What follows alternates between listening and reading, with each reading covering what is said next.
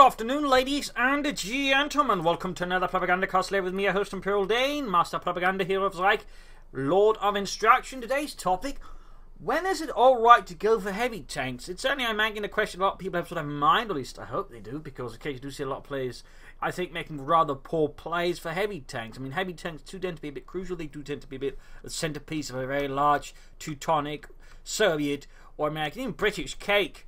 But there are certain timings where it's not quite the best situation to go for heavy tanks. There are times where you usually sort of can get away with going for heavy tanks. So, what are usually sort of the time you can get away with going for a heavy tank? Well, usually the time you can get away with going for a heavy tank, in my personal opinion, this of course just also rule of thumb, is when you got two sort of medium tanks. At the Wehrmacht, maybe if you got two Stugs, but generally two medium tanks, at which point you sort of got a rough, centerpiece of sort of force that can sort of hold things together, keep opponents' tanks down, ensuring you don't get overwhelmed, keep pressure on the infantry, but also, very importantly, draw fire, ensuring the infantry bleeds less. Because the thing about going for a heavy tank is they're really expensive.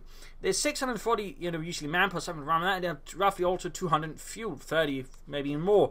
That's a lot of resources you have to, put on the side. That's a very large, chunk of resource, meaning your economy space is just going to go largely on cooldown to be able to get away with a heavy tank. Again, generally leads to some really bad spots. That's usually the time your opponent can really get back into the game if you have to save up for like 600 or 700 manpower and 200 to almost 300 fuel. Again, that's a lot of resources, that's a lot of time, that's a lot of opportunity for your opponent to get back into the game. And that's why just playing for a heavy tank like that, for example, is really dangerous, and why you usually want some medium armor up your own to pressure the opponent, at least, ensure they don't, really get too easily back into the game.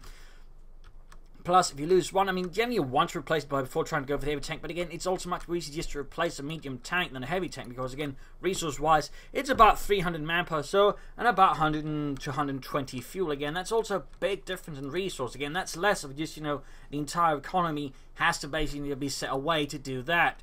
So that's also, I think, another good reason, again, why you just want a couple of medium tanks out. They can draw fire. They can also just trade effectively with the infantry, keeping them pressured away, ensuring they can't easily play for heavy tank either. Just go for too many tanks as well. So in this regard, and look, by the way, this is a rather poor handling of the armored assault. You just blist right past the field gun, destroy the crew, and ultimately very difficult to be recruited here. This is a really poor engagement by this last, but that's another side of the story.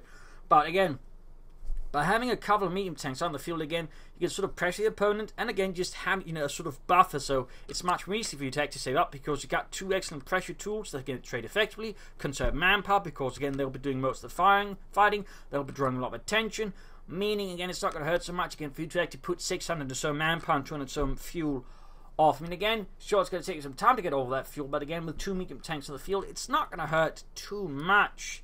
And again, you're going to force your opponent to have to get some responses in there. Plus, once you then finally get the heavy tank out, you then get a sort of really good tool for working together with your medium tanks. Your medium tanks can easily support the heavy tank, giving you really much stronger choices. I mean, there might be a few situations where going for heavy tank all right, but that's usually the point where you're sort of so far behind that taking up is just not going to be viable. And again, you really have to be far behind, even then just going for heavy tank tends to be pretty risky, to be honest. Pretty risky. And in theory, you could also, if you're really far ahead, but then again, you're just giving your opponent a really good chance to get, back into the game, in which case, again, just pushing for two medium tanks is usually a lot better. So, I mean, as a rule of thumb, in most situations, you just want two medium tanks before considering going for a Tiger tank, IS-2, Pershing, Crocodile, you name it. Two mediums, and you'll usually be sort of in a well-off position, then try and play for that.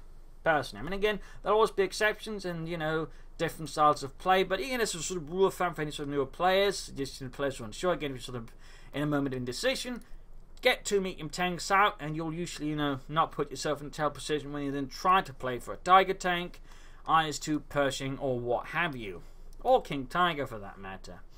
So that sort of covers this little topic. Hopefully this has been enlightening for you. Hopefully this, sets up for some better decisions down the road when you're sort of wondering, should I go for a heavy tank? Just remember, two mediums, then you can go for the Tiger, the IS-2, Pershing, King Tiger, or whatever.